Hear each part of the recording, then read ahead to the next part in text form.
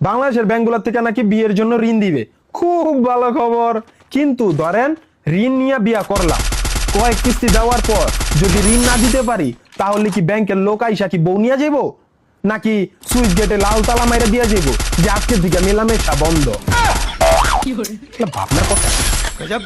নাকি সময় মতো কিস্তির টাকা পরিশোধ করতে না পারলে কি বউয়ের গলায় এসে সাইনবোর্ড লাগাই দিব, লেখা দিব যে এই বউ অগ্রণীয় ব্যাংক শাখা মতিঝিল নিকটেই দায়বদ্ধ।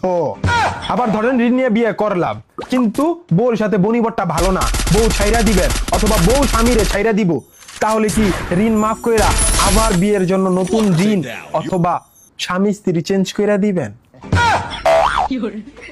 মালে আসেন, এই খবর শুনে আমার বেকারত্ব বন্ধুরা খুশি ঠেলায় আনন্দে নিজের ডান্ডার ভিতরে ঠান্ডার তেল দিবি ভাবছস, তাদের জন্য এক বালতি সম্বেদনা। আপাতত কিচ্ছা থাক, আপনার বিয়ে পাগল বেকারত্ব বন্ধুরে মেনশন দি। এই ঋণ তারাই পাবে যারা চাকরি করে। এখন কথা হইল, যারা চাকরি করে তাদের যদি ঋণ নিয়ে বিয়া করা লাগে, তাইলে এই চাকরির মায়ের তেরে নাম যেই ব্যাংক এই আইডিয়া বাই করছে চিন্তা ভাবনা কইরা, ভাই তোরা ঋণ নিয়ে তোরাই বিয়া কর, সুদ ঘুষ নতুন বউ তোরাই খা, মানে নতুন বিয়া